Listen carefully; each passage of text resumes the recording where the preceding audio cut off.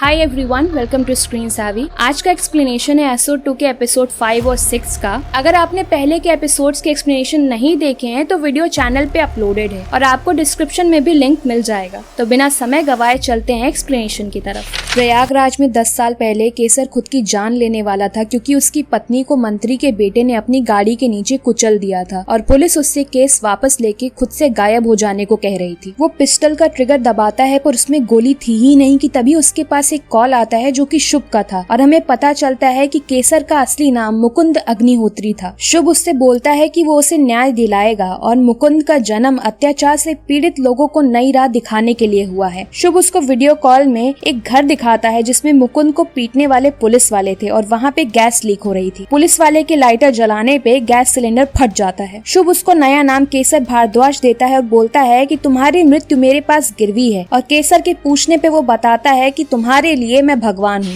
नुसरत की कार को निखिल चेक करता है जिसमें कोई फिंगरप्रिंट्स नहीं मिले पर बैक सीट में किडनैपर के जूते की मिट्टी का सैंपल लेके लैब में ले जाने को कहता है। नुसरत उस औरत से पूछती है कि उसे क्या चाहिए और अब तक नुसरत को गायब हुए 8 घंटे हो चुके थे। पॉल को रसूल का डेटा यूसेज बस 30 GB पर मंथ दिखता है और हर रात 8 बजे रसूल सुंदर नगर के सिसिली बर्गर पे अपने क्रेडिट कार्ड से 195 का ट्रांजैक्शन करता था। रसूल अपने घर से 1.5 घंटे दूर बर्गर खाने नहीं जाता था बल्कि बैंडविड्थ, प्राइवेसी और डेटा के लिए जाता था। निखिल सुंदर नगर में ऐसी लोकेशन चेक करने को बोलता है जहाँ पे हाई डेटा कंजम्पशन हो रहा था। वो लोग उस जगह पे जाते हैं जहाँ पे ढेर सारी खराब और टूटी फूटी गाड़ियाँ खड़ी थी। निखिल एक गाड़ी नोटिस करता है जिसमें टायर्स थे पर बाकी किसी भी गाड़ी में टायर्स नहीं थे और उस गाड़ी को रिसेंटली मूव भी किया गया था। गाड़ी हटाने पे उन्हें एक दरवाजा मिलता है जो कि एक बड़े अंडरग्राउंड रूम का था जहाँ पे रसूल के कई कंप्यूटर्स वगैरह थे। रसूल को भी सिक्योरिटी ब्रीच का नोटिफिकेशन मिलता है और दूसरी तरफ पॉल देखता है कि वहाँ के कंप्यूटर में किसी तरह का प्रोग्राम चल रहा था जिसे केविन अकेले नहीं रोक पा रहा था और निखिल नैना को बुलाने को कहता है। रसूल को शुभ कांटेक्ट करता है और उससे गलती फिर से हुई है ये कहता है जिसपे रसूल बोलता है कि वो सब ठीक कर देगा। जाते जाते शुभ बोलता है कि यज्ञ को महाआहुति की आवश्यकता है। नैना आती है और निखिल को बताती है कि रसूल सारा डेटा किसी रिमोट लोकेशन पे ट्रांसफर कर रहा है। वो बताती है कि जिस तरह का एल्गोरिदम इसमें यूज हो रहा है ये किसी मिनी सुपर कंप्यूटर की तरह है और शुभ इसे कहाँ यूज करेगा ये पता करने के लिए उन्हें पूरा डेटा स्टडी करना पड़ेगा। नैना किसी तरह डेटा ट्रांसफर रोक देती है और रसूल के पास से एक्सेस चला जाता है। रसूल का कॉल आता है और वो उसी समय डीजे से भी बात कर रहा था। रसूल निखिल से बोलता है कि वो उसे एक्सेस देगा और डेटा ट्रांसफर होने के बाद निखिल सारी हार्ड ड्राइव डिस्ट्रॉय कर देगा और डीजे से बोलता है कि वो उसे केसर देगा और नुसरत को ले जाएगा। निखिल और पॉल शॉक थे कि केसर डीजे के पास है और रसूल तब बताता है कि नैना और डीजे एक साथ काम कर रहे हैं और उसने डीजे के साथ मिलकर स्वाति को मारा था। ये सुन के निखिल बहुत शॉक्ड रह जाता है। रसूल निखिल से उसका काम करने को बोलता है पर डीजे उसे मना करता है कि तभी नुसरत का वीडियो स्क्रीन पे आता है और रसूल बोलता है कि वो 10 तक गिनेगा और अगर उससे पहले उसे एक्सेस नहीं मिला तो वो नुसरत को शूट कर देगा और डीजे भी केसर के सर पे गन तान देता है। रसूल बोलता है देखते हैं कि आपके लिए नुसरत ज्यादा इम्पोर्टेंट है या उसके लिए केसर। गिनती खत्म होते ही नैना उसको रोकती है और एक्सेस दे देती है। डीजे केसर से पूछता है कि नुसरत कहाँ है पर वो नहीं बोलता और डीजे उसे मारता है। निखिल और पॉल नैना को सुनाते हैं कि वो भी जेल जाएगी अगर एविडेंस मिला तो, पर नैना बोलती है कि उसने कुछ गलत नहीं किया है और काम पे वापस चली जाती है। नैना डेटा ट्रांसफर होते देखती है और बताती है कि कोड में एक वर्ड था जो बार बार रिपीट हो रहा था, अश्वत्थामा। निखिल को लगता है कि अश्वत्थामा शुभ का मास्टर प्लान है। वो कहता है कि ट्रांसफर पूरा होने देंगे और रसूल की ड्राइव्स को खाली हार्ड डिस्क से भर देंगे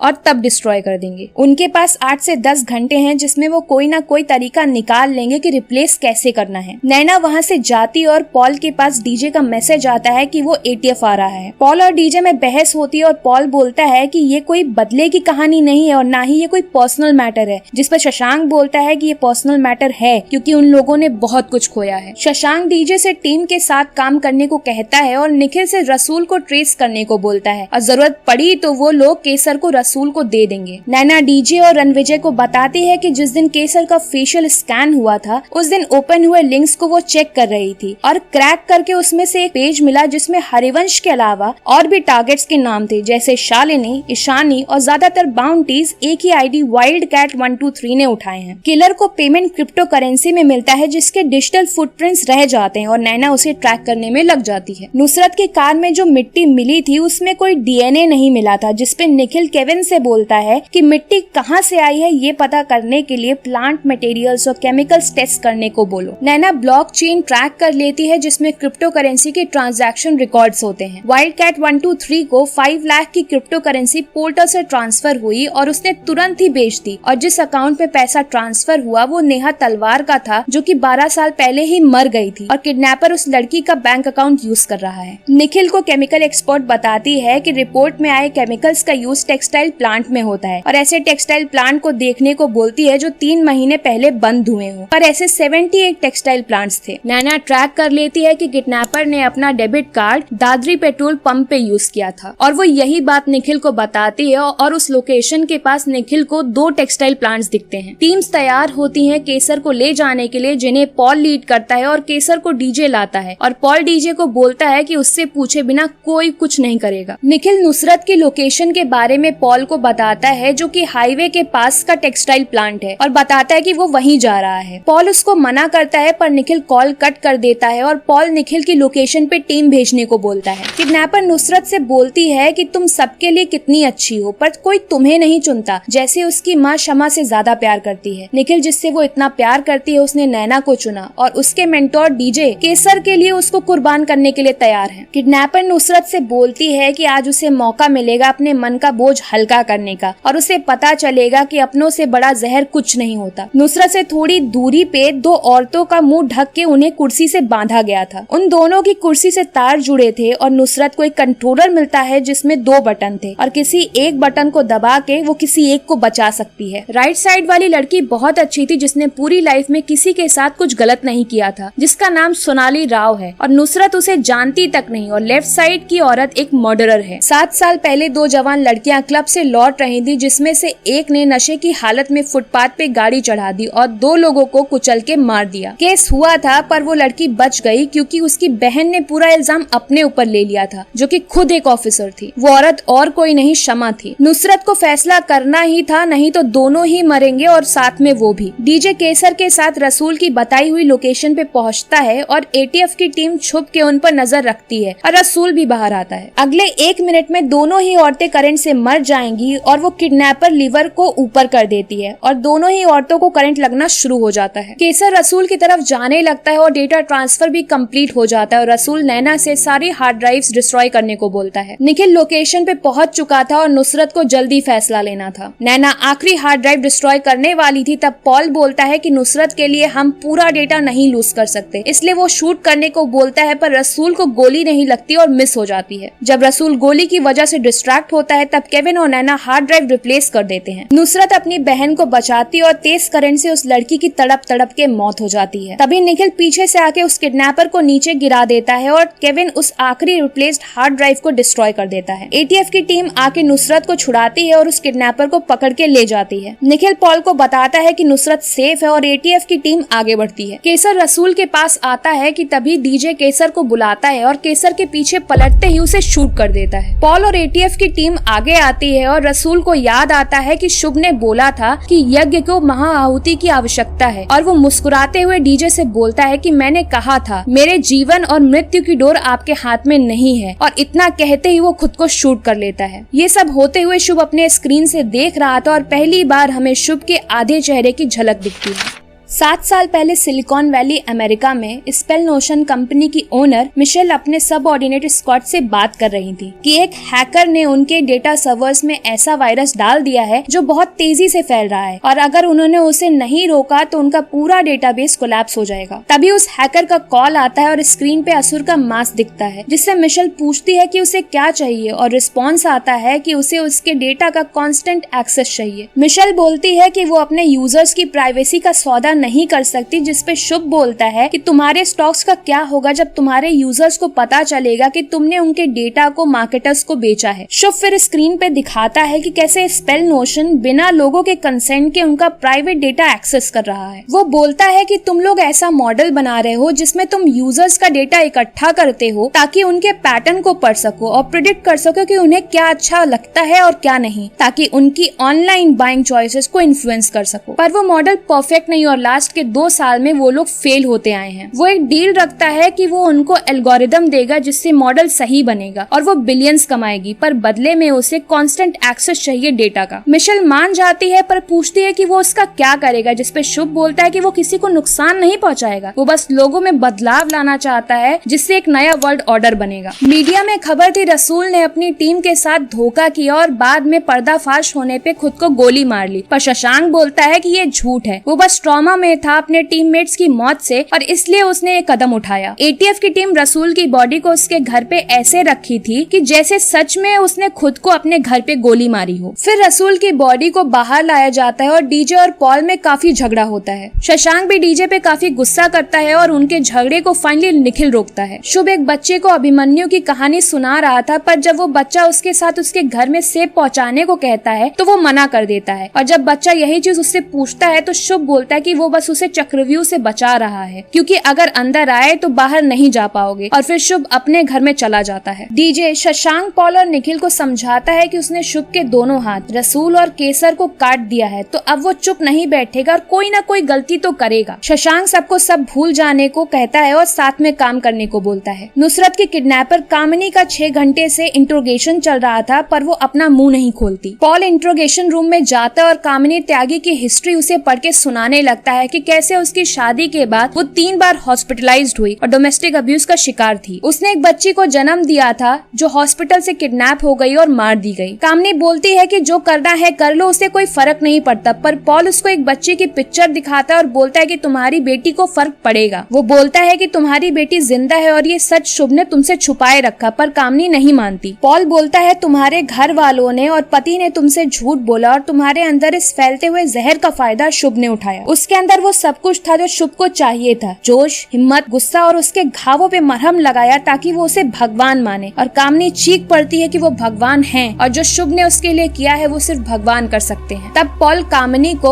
उसकी और उसकी बेटी की डीएनए रिपोर्ट्स देता है और सोचने को बोलता है कि कौन सा भगवान एक माँ को अपने बच्चे से दूर रखता है। वृंदा से मिलने डीजे आता है जिसे वृंदा ने ही बुलाया था, और वृंदा बोलती है कि उसे कॉलेज का नाम याद आया जो कि national college of engineering science है, और बोलती है कि शुभ ने बोला था कि वो प्रोफेसर वहीं का है। डीजे एनसीएस दिल्ली जाता है और वहाँ के एक प्रोफेसर से मिलता है जो उसे डॉक्टर राव के बारे में बताते हैं, जो क्वांटम कंप्यूटिंग और एआई पे काम करते थे और ह्यूमन लाइफ की क्वालिटी को बेहतर करने के लिए एक सिस्टम बनाना चाहते थे। फिर वो प्रोफेसर बताते हैं कि डॉक्टर राव ने अपने हाथ से अपने लैब को जला दिया था। प्रोफेसर बताते हैं कि एक स्टूडेंट की डॉक्टर राव बहुत तारीफ करते थे और ऐसा लगता था कि उन्हें उस स्टूडेंट पे अपनी परछाई दिखाई देती थी। डीजे उस लैब में जाता है और एक टेबल पे उसे धूल में इनफाइनाइट का सिंबल बना दिखता है जिसके बगल में एक बॉक्स था। उस बॉक्स में एक तस्वीर, कुछ डॉक्यूमेंट्स और प्रोजेक्ट अश्वत्थामा की एक फाइल मिलती है। प्रोफेसर डीजे को बताते हैं कि डॉक्टर राव का एआई प्रोजेक्ट डोमिनो इफेक्ट पे बेस्ड था, जिसमें एक एक्शन से दूसरा एक्शन ट्रिगर होता है और दूसरे से तीसरा और आगे ऐसे ही कंटिन्यू रहता है। डीजे बोलता है ये जिंदगी की तरह है, एक घटना का परिणाम दूसरी घटना और उसका परिणाम तीसरी घटना, इवेंट्स का ऐसा चेंज जिसे आप चाह के भी रोक नहीं सकते। जब उस फाइल को डीजे बंद करता है तब बॉक्स में एक और पेपर को देखता है जो उसके लिए शुभ ने छोड़ा था, जिसमें लिखा था कि वो रास्ता कोई भी चुने, वो कहाँ पहुँचेगा ये तो शुभ ही डिसाइड करेगा। ये सारे डॉक्यूमेंट्स और फाइल लेके वो एटीएफ पहुँचता है और सबको बताता है कि ये एनसीएस के प्रोफेसर वेंकट राव का प्रोजेक्ट है और प्रोफेसर राव का मेन असिस्टेंट शुभ ही था। दूसरी तरफ नुसरत खुद को इस लड़की का खूनी मानती है और निखिल उसे संभालता है कि तभी निखिल के पास नेक्स्ट टारगेट के कोऑर्डिनेट्स आते हैं जो कि झारखंड के जंगल का था। झारखंड पुलिस वीडियो कॉल में दिखाती है कि वहाँ एक गाड़ी में उन्हें बॉडी मिली है जिसने मास्क भी पहना हुआ था और वो बॉडी जर्नलिस्ट अकबर मिर्जा की थी। पॉल बताता है कि ये टीवी के सीनियर इन्वेस्टिगेटिव जर्नलिस्ट थे और वो वहाँ के ऑफिसर से बॉडी भेजने को बोलता है। ढाका बांग्लादेश में बैठे हैकर को शुभ कांटेक्ट करता है और बोलता है कि ऐसा प्रलय हो कि कोई भी बच ना पाए। केविन सबको बताता है कि प्रोफेसर राव के बॉक्स से उसे जो उनका फिंगरप्रिंट मिला है वो एक अनआइडेंटिफाइड बॉडी से मैच करता है जो 2016 में उत्तराखंड के जंगलों में मिली थी। निखिल बोलता है कि उसी जगह पे उन्हें शुभ मिलेगा, पर अटैक में सिर्फ 12 घंटे बचे थे, तो शशांक उन्हें अटैक पे ध्यान देने को बोलता है और लोकल सर्च टीम से वहाँ जाने को और एरिया चेक करने को बोलता है। नैना निखिल को बताती है कि शालिनी के लैपटॉप से उसे पता चला है कि वो किसी से लगातार कोऑर्डिनेट करती थी और उसमें से शास्त्री नगर का एरिया कॉमन है, पर वो पूरा कमर्शियल एरिया और वहाँ लाखों लोग होंगे। शालिनी और जिससे वो कोऑर्डिनेट कर रहे थे उसके कॉल रिकॉर्ड से पता चलता है कि उन्हें एक ही नंबर से 2 बार कॉल्स आए थे। वो नंबर विरल वाजपेयी एम्प्लॉय के नाम पे रजिस्टर्ड है और वो एक फेक आईडी थी, पर नंबर का करंट लोकेशन रश्मि ग्लास वर्क्स है। पॉल एटीएफ के टीम मेंबर्स के साथ रश्मि ग्लास वर्क जाता है और वहाँ उसे एक कमरा मिलता है जहाँ बहुत सारे सर्वर्स थे। नैना वहाँ आती और सर्वर रूम में पॉल को पता चलता है कि कंपनी का असली मालिक अर्जुन भल्ला है और वो यही बात निखिल को भी बताता है। शालिनी का एल्गोरिथम बॉट्स के साथ काम करता है और स्टॉक मार्केट को मैनिपुलेट करता है। बायोपल्स और ये कंपनी अर्जुन भल्ला की है जिसके स्टॉक प्राइसेस लास्ट 6 महीनों में बहुत हाई गए हैं। बॉट्स बुल रन सिमुलेट करते हैं और इन्वेस्टर्स होलसेल में शेयर खरीदते हैं और शेयर प्राइसेस बहुत तेजी से बढ़ जाते हैं। तो ये सब एक स्कैम है। वो लोग अर्जुन को अरेस्ट नहीं कर सकते क्योंकि अगर उसे अरेस्ट किया तो मार्केट क्रैश हो जाएगी और कई लोग बर्बाद हो जाएंगे। मैनी को अकबर मिर्जा के घर से एक प्राइवेट लॉकर की चाबी मिली थी और उसे उसमें कुछ मिला था। उसमें एक फाइल थी जो कि हरिवंश की थी। वो बताता है कि अर्जुन भल्ला ने फेक डॉक्यूमेंट से एक बड़ा लोन लिया था और उसे और उसके दोस्त को बाय चांस उसके बारे में पता चल गया और वो अपने दोस्त रोहन के साथ बैंक में अपने सीनियर्स को ब्लैकमेल करने लगा और शुभ ने उसे अपना अगला टारगेट बना दिया। जिस दिन वो लोग उसे एटीएफ लेके आए थे उस दिन रोहन घबरा गया था और दोनों के बीच ये तय हुआ था कि दोनों में से किसी को भी कुछ होता है तो वो फाइल्स पब्लिक कर देंगे। रोहन घबरा गया और उसने फाइल्स आरबीआई में दे दी और इसी वजह से आरबीआई के गवर्नर ने तुरंत ही रिजाइन कर दिया। अश्विनी नक्षत्र के अटैक को सिर्फ 1 घंटा बचा था। नैना डीजे को बताती है कि रसूल के हार्ड ड्राइव में उसके विक्टिम्स के बहुत अजीब से वीडियोस हैं और उसके साथ थ्रेट प्रोबेबिलिटी कैलकुलेशन भी। किसी का थ्रेट लेवल 94% है तो किसी का 95%। वो धनिष्ठ नक्षत्र के बेस पे लोगों को नहीं मार रहा था बल्कि उसके प्लान के लिए कौन कौन खतरा है वो उनको मार रहा था और ये थ्रेट लेवल उसके सिस्टम ने प्रिडिक्ट किया था। नैना बताती है कि उसमें निखिल और उसके पर्सनल वीडियोस भी हैं जिसमें प्रोबेबिलिटी परसेंटेज दिया हुआ है कि वो क्या करेगा, क्या खाएगा, झूठ बोलेगा या नहीं, झगड़ा करेगा या नहीं। संध्या का भी वीडियो था, शशांक के ऑफिस का वीडियो और भी ढेर सारे वीडियो जिसमें प्रोबेबिलिटी परसेंटेज दिखा रहा था कि इस घटना के होने के चांसेस कितने हैं। शुभ के पास पॉलिटिशियंस, क्रिकेटर्स और कॉमन लोग सबके प्रोफेशनल और पर्सनल लाइफ के वीडियोस हैं। उसके पास सबकी छोटी छोटी डिटेल्स हैं, यहाँ तक कि उनके चेहरे का मेजरमेंट भी। डीजे बोलता है कि वो लोगों की लाइफ और बिहेवियर को स्टडी कर रहा था ताकि उनको मैनिपुलेट कर सके और उन्हें प्रिडिक्ट कर सके, जिसकी वजह से शुभ हमेशा उनसे एक कदम आगे था। शुभ का गोल हमेशा से कलयुग को अपनी चरम सीमा तक पहुंचाने का था ताकि कल्कि का जन्म हो और शुभ उसे भी मार दे। पर वो कलयुग को चरम सीमा पे लेके कैसे जाएगा? तभी शशांक आता है और टीवी चलाने को बोलता है। टीवी पे रसूल का वीडियो प्ले हो रहा था जिसमें वो अर्जुन भल्ला का सच बताता है कि वो एक फ्रॉड है और फॉर्च्यून बैंक के भ्रष्ट बोर्ड मेंबर्स के साथ मिलके उसने 82,000 करोड़ का घोटाला किया है और इसमें उसका साथ सरकार के कई मिनिस्टर्स ने दिया है। जब ये केस सीबीआई में आया तो उसे दबाया गया और जिसने भी इसे एक्सपोज करने की कोशिश की उसे रास्ते से हटा दिया गया और शायद उसके साथ भी वही होगा। असुर किलिंग की आड़ में केसर भारद्वाज, अकबर मिर्जा और बहुत से बेकसूर लोगों को इन लोगों ने मार दिया। फिर वो सबूत दिखाता है जो उसने इकट्ठा किए थे और स्कैम में आरबीआई गवर्नर भी शामिल है। शशांक के पास उसके सीनियर का कॉल आता है कि वो अर्जुन भल्ला को अरेस्ट करे और शशांक को हाँ बोलना पड़ता है। मीडिया में खबर आग की तरफ फैल गई और लोग सड़कों पे आ गए रसूल के लिए इंसाफ मांगने के लिए और अर्जुन भल्ला के लिए सजा। यही था शुभ का अश्विनी नक्षत्र का अटैक। लोगों के सामने जब इतने बड़े बैंक का फ्रॉड आएगा तो उनका देश के फाइनेंशियल सिस्टम पर से भरोसा उठ जाएगा और जब पता चलेगा कि गवर्नमेंट भी इसमें शामिल थी तो लॉ एंड ऑर्डर का भी वही हाल होगा। कई लोग बेघर हो जाएंगे, क्राइम्स बढ़ेंगे और गुस्से में लोग सड़क पे आ जाएंगे। जब आम आदमी का भरोसा टूटेगा तो सब जगह अराजकता ही होगी। ये था अश्विनी नक्षत्र का अटैक सरकार पे, सिस्टम पे और पूरे समाज पे। ये था असुर 2 के एपिसोड 5 और 6 का एक्सप्लेनेशन। हम सीरीज के एपिसोड्स का डिटेल्ड एक्सप्लेनेशन देते हैं ताकि आपको सारे प्लॉट पॉइंट्स अच्छे से समझा पाएं। तो अपना सपोर्ट हमें जरूर दिखाएं चैनल को सब्सक्राइब करके, वीडियो को लाइक करके और वीडियो कैसा लगा ये कमेंट्स में जरूर बताएं। Bye bye, take care.